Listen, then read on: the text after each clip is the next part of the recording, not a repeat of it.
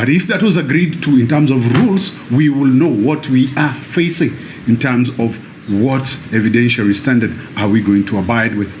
Finally, it builds a stable constitutional precedent.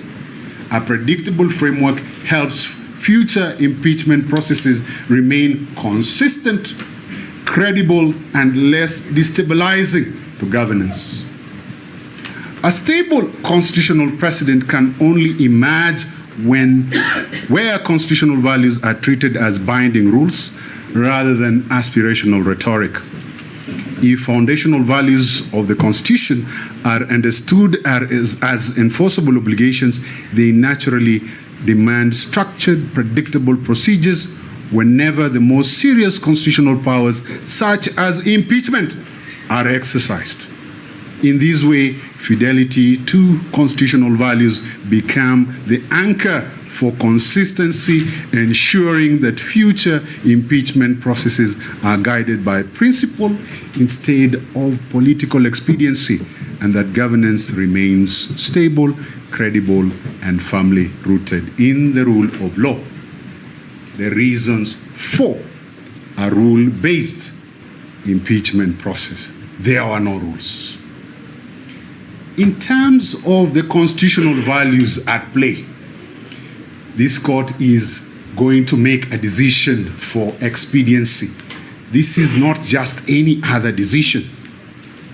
Constitutional values are not decorative. They are not mere suggestions on the walls. They are binding obligations.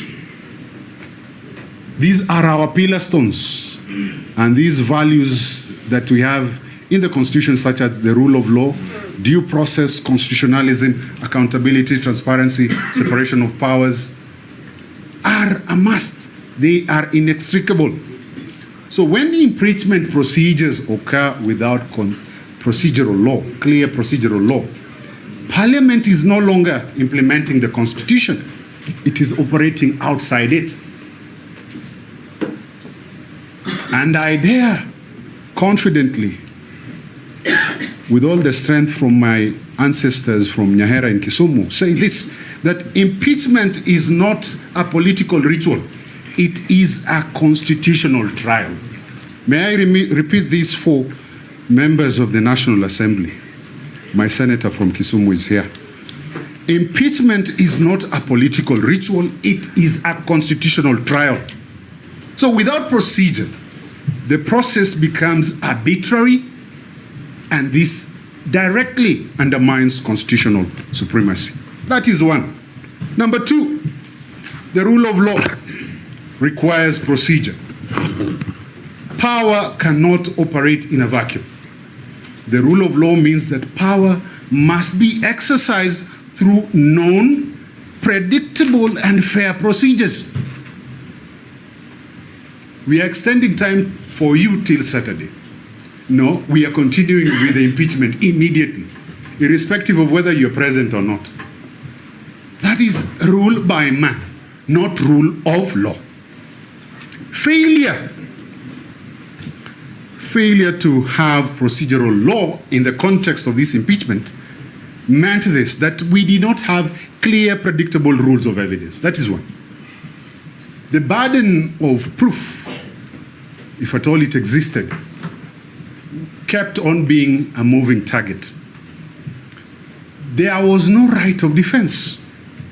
It was never guaranteed in the first place. People wanted to finish with what they wanted to do and move on. There are no clarity in terms of timelines, fairness, or impartiality. This creates a dangerous precedent where decisions depend on political discretion, not law. The process becomes rule by numbers, not rule of law. And in constitutional theory, absence of procedure means absence of legality. May I repeat that? Absence of procedure means absence of legality. Number three, impeachment is a quasi-judicial process, not a political vote. That term quasi-judicial has been used a lot here. But what is exactly meant by quasi-judicial? In my other life, I'm a member of the Academy, and I see two senior members of the Academy here. They can confirm that, and may God bless them in advance. Professor Jenda, Professor Guido Muigai, senior members of the Academy. Quasi-judicial power means this, that this is the power to determine disputes or making findings affecting the rights of individuals, similar to the way courts operate. What was at stake during the impeachment? A validly elected deputy president of the Republic was going to be impeached. His rights personally and the rights of his many supporters, those who voted for him as part of a ticket, were going to be affected. The consequences are there in terms of the quasi-judicial power. The removal of a deputy president being a very serious constitutional action. It has consequences for the electoral will of millions of voters, stability of the executive, continuity of government. And because of this gravity, impeachment must meet quasi-judicial standards. Quasi-judicial standards, these are the principles of good governance.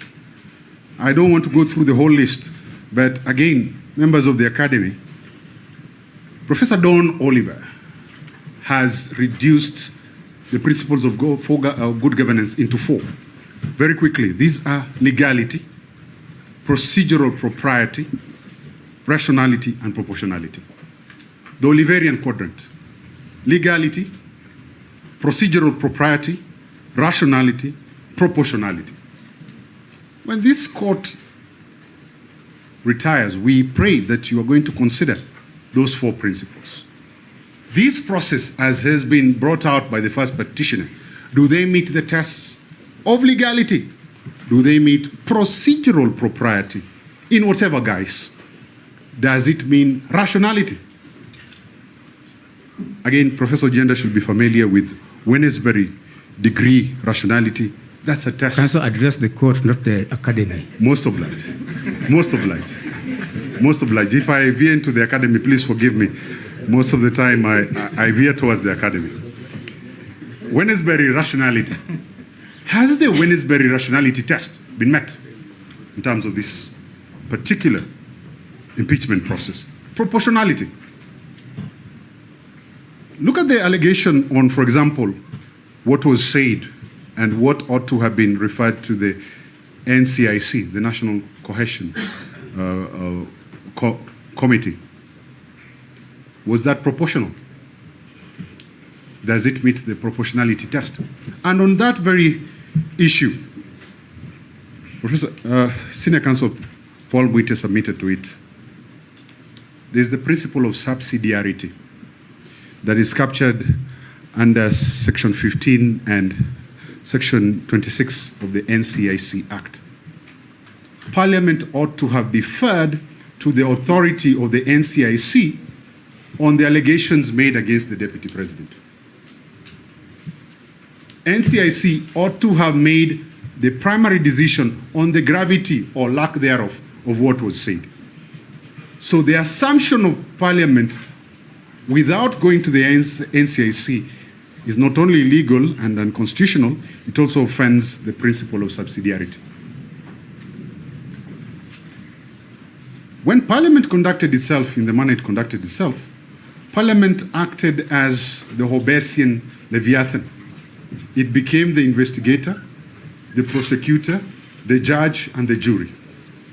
This violates Article 47, principles of fair administrative action and judicial action, quasi-judicial action.